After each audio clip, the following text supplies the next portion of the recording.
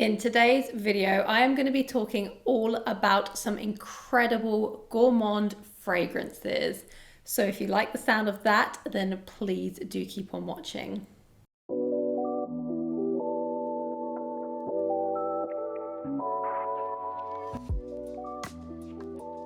Hello everyone and welcome back to my channel, or welcome to my channel if it's the first time you're visiting.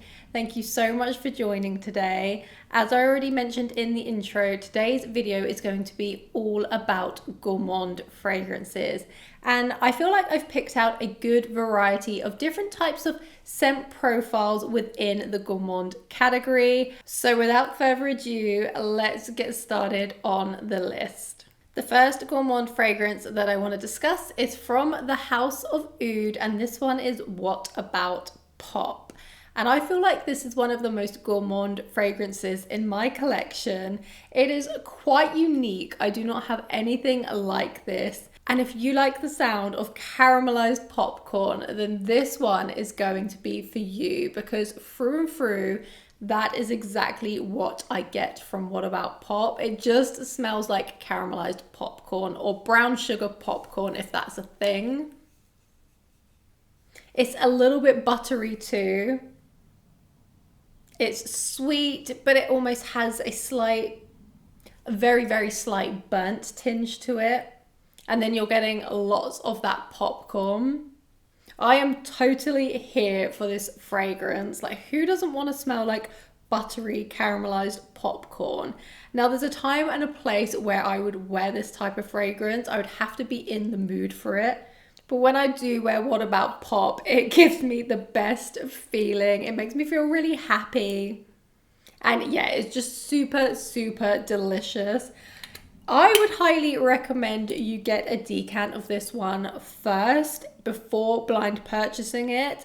That is just my opinion, because like I said, it's quite a unique scent profile.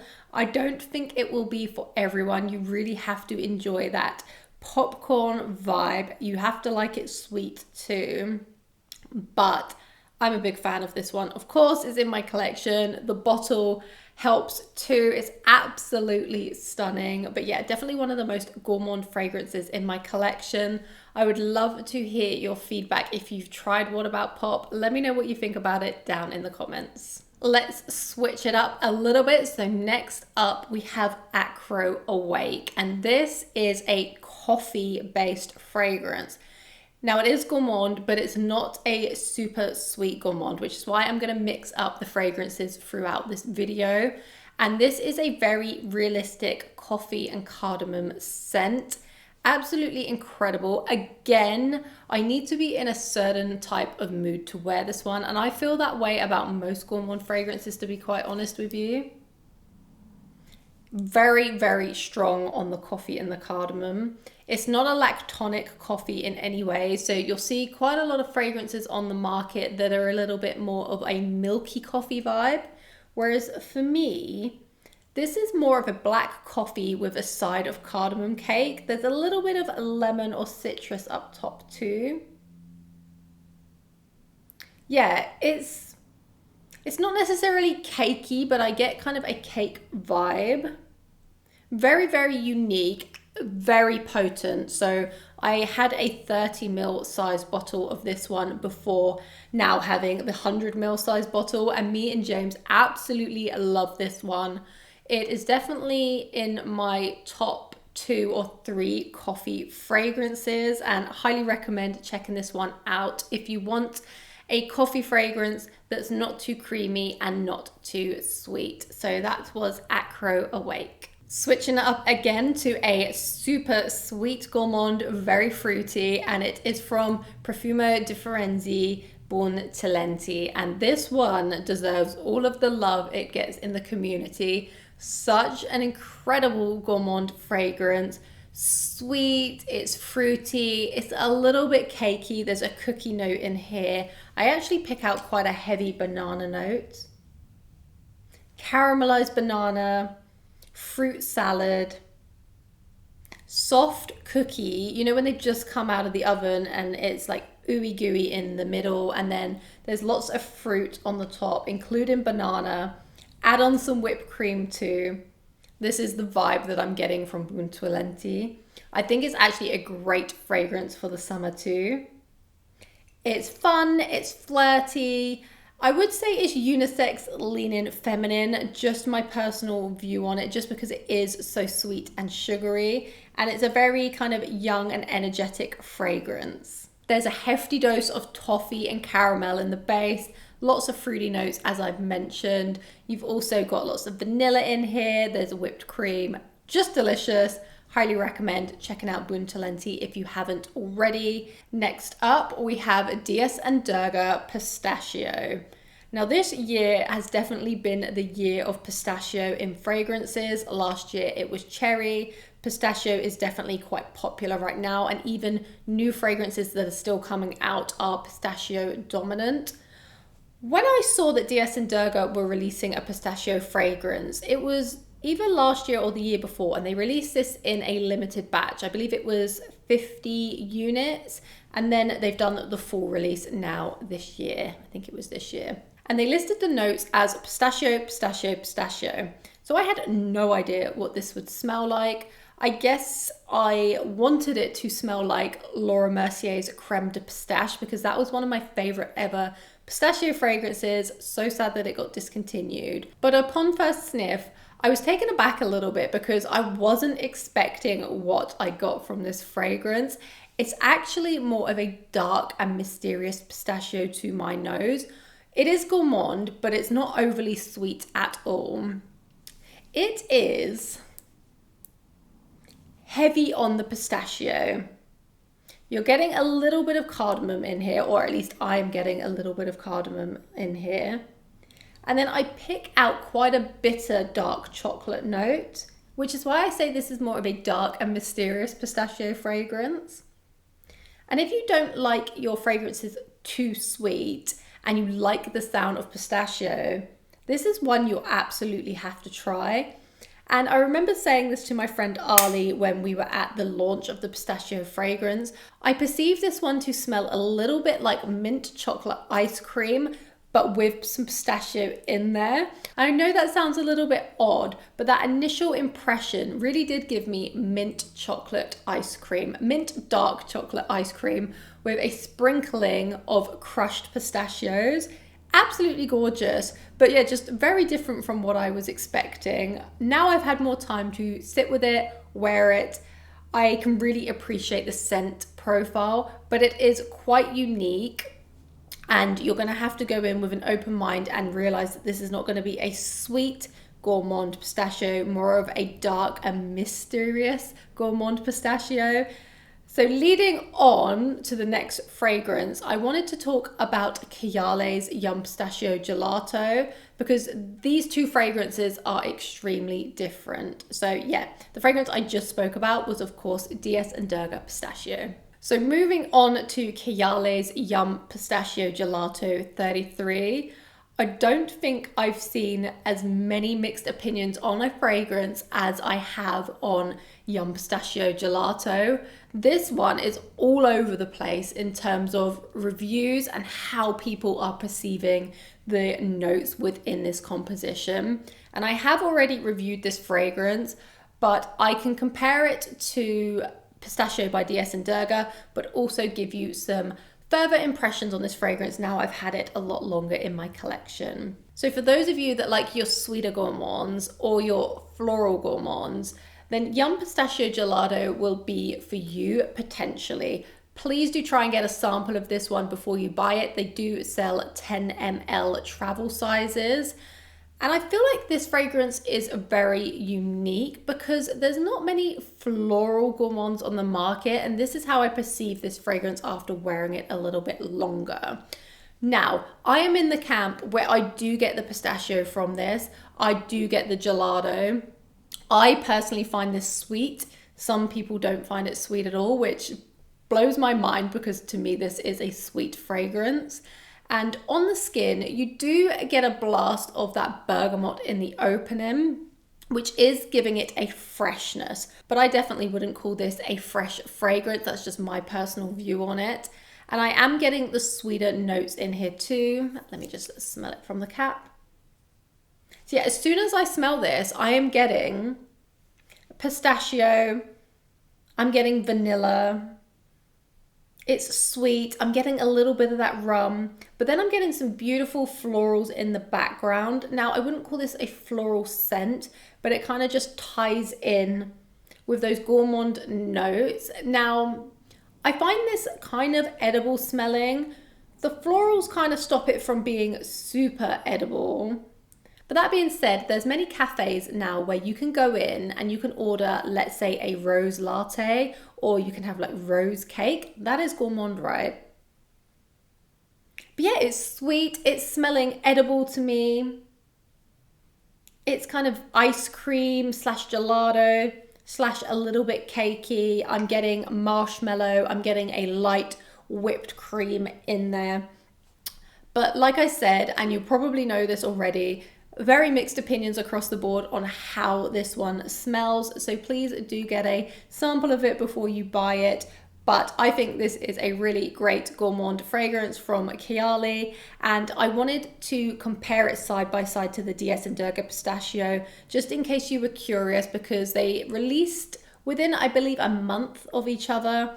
And both pistachio fragrances, of course, but very, very different in scent profile. Next up, we have Imperial Peacock by Alexandra J. And this is a fragrance I spoke about when I was first starting my YouTube channel. And in my opinion, this is such a beautiful gourmand fragrance.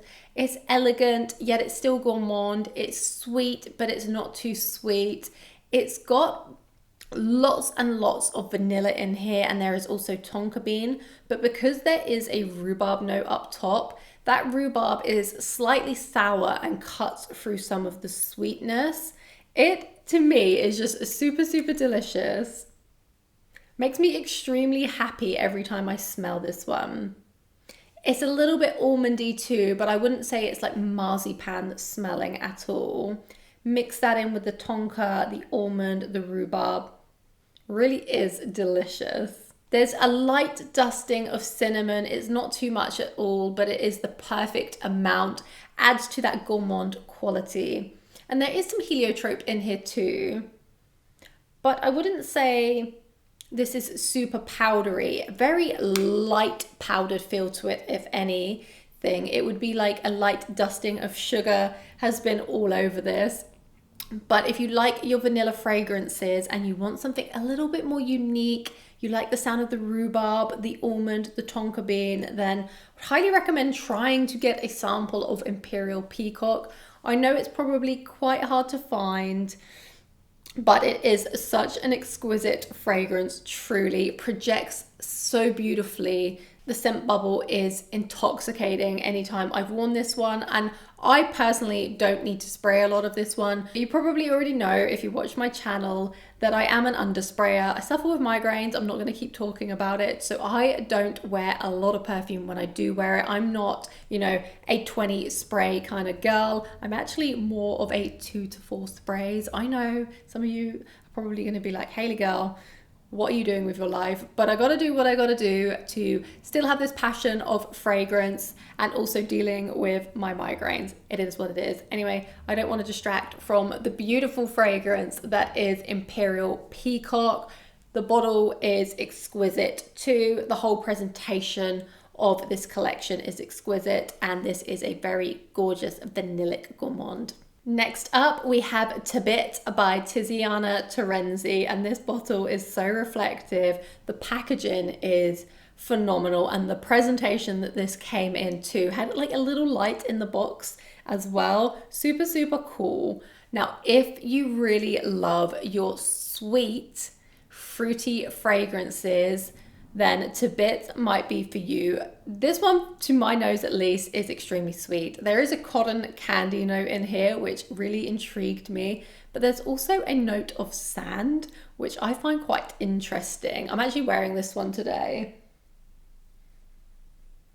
I don't know if I perceived the sand, but I've read reviews where other people get that sandy feeling. So I guess it could be like you're laying on a beach and you're drinking a fruity cocktail. Maybe that's where the sand comes in, or maybe I just need to experience this one a little bit more. but I don't pick out the sand note as much. If you have tried Tabit, please do let me know down in the comments if you feel a sandy vibe from this fragrance at all. Now there is a hefty dose of peach in here, and I'm getting so much peach from the opening all the way to the dry down, but I'm also getting lots of bergamot, I'm getting lots of vanilla, there's a little bit of coconut, there's some musk and some amber, but for me the peach is so sweet. Tie that in with the cotton candy. I guess it could be like being a peach cotton candy, which is super cool. I am getting the vanilla, I am getting the musk and a little bit of an amber too. I'm pulling out more fruity notes in here too, but I can't necessarily pinpoint what fruits they are other than the peach. But if you like your fruity fragrances and you like them very sweet, then Tabit might be for you. This one is very new in my collection, but I definitely feel like it's a fruity gourmand and deserves to be in this list. Please do let me know if you want to see a more in-depth review of this one once I've done some more wear tests. But yeah, this was Tabit by Tiziana Terenzi. The next fragrance is from Byron, and it is the Chronic Rouge Extreme. And I feel like I've talked about this fragrance so much recently.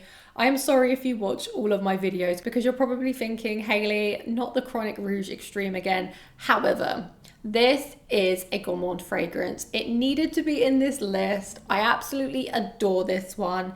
It smells incredible. So I'm going to keep this short and sweet, but to me, I get lots of really ripe, juicy melon, some other fruits too, lots of whipped cream and some buttery shortbread. That is how I perceive this one, with a light dusting of cinnamon and nutmeg.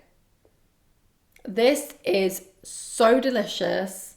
This is giving me hot girl summer. This is giving me fruity gourmand. Absolutely delicious. I would highly recommend getting a sample of this one if you've not smelled it already. But this is the Rouge Extreme version. There is the normal Chronic, which is in a blue bottle. So this is the Chronic Rouge Extreme. So I have a lot of gourmand vanilla fragrances in my collection. This could have easily turned into a gourmand vanilla video, but I didn't want that. I wanted to keep it varied. So I'm going to include a very gourmand vanilla for you, and it is none other than Giardino di Toscana Bianco Latte. And when we talk about gourmand vanillas, this has to be one of the best on the market, hands down. This is a very caramelized vanilla, pretty linear, but if you like your vanillas super sweet, sticky and dense, you need to try out Bianco Latte because it is very, very delicious.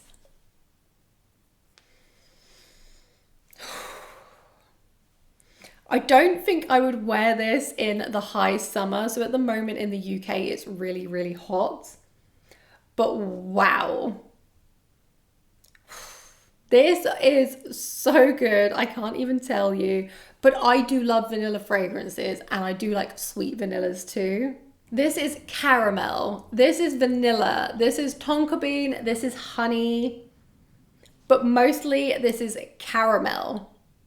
Caramel, caramel, caramel, caramelized vanilla. Oh, that's it. That's the review. I probably will talk about this in a future video to come, but like I said, this is very linear. It is a caramelized vanilla fragrance, but one of the best out there. If you want to see a more detailed review on this one, please do let me know, but I swear people will be chasing you down the street if you wear this one because you're going to be smelling like a walking snack. And the last fragrance I'm going to be talking about today is from Vilhelm, and it is Mango Skin. One of my very lovely subscribers actually sent me this. I mentioned it in a previous video, but I'm having a little bit of a love affair with Mango Skin at the moment. So if you've watched my summer fragrances video, there's a layering combination that I am absolutely obsessed with at the moment, which includes Mango Skin. Now, this is quite an unripened mango in my opinion. It's not a super ripe, juicy version. I find this a little bit green, but it's also very creamy, and there's a note of orris in here, which kind of gives it a slight earthiness. Yeah, I'm having a love affair with this one at the moment. This is summer in a bottle to me.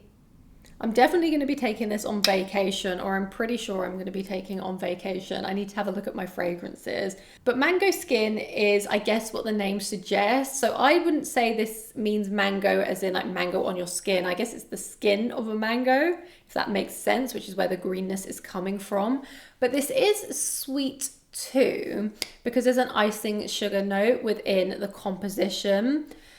Now there are other notes in here too. I believe there's pepper, I think there's blackberry, I believe there's lotus flower, but I really just perceive this as a slightly unripe mango, as I've mentioned, slightly green, a little bit creamy, not too creamy at all, and then a sweetness coming from that icing sugar. Stays relatively linear on me. The longevity is no more than 6 hours on my skin, but I don't mind that. I will continue to spray this through the day if I was going out and about, but I do find this super delicious. I think it's an incredible gourmand fragrance. I have quite a few mango fragrances that could have been in this list too, but I wanted to just pick out some key fragrances. I could maybe do a part 2 of this. Let me know what you think. But yeah, the last fragrance I wanted to discuss was Mango Skin by Vilhelm. So as I just mentioned, that was all of the fragrances that I wanted to discuss in today's video. I could very easily do a part 2, probably a part 3, probably a part 4, and a part 5 of this because I do love gourmand fragrances. I wanted to give you a varied mix rather than just going all in on one area. I didn't want to go full throttle on fruity scents. I didn't want to go full throttle on cakey ones. But equally, there were fragrances that I didn't include which were more autumn winter appropriate. I have some incredible gourmands for the autumn winter, but I thought I would keep it relative to the season at the moment. So please let me know what you think about my list. But what I want to know, and what I always want to know, is what are your favorite gourmand fragrances? What fragrances do I need to get my nose on? What am I missing out on? Please do let me know down in the comments below. Thank you so much for joining today. It's been a pleasure as always. I hope to see you in a future video to come. Thank you so much and goodbye.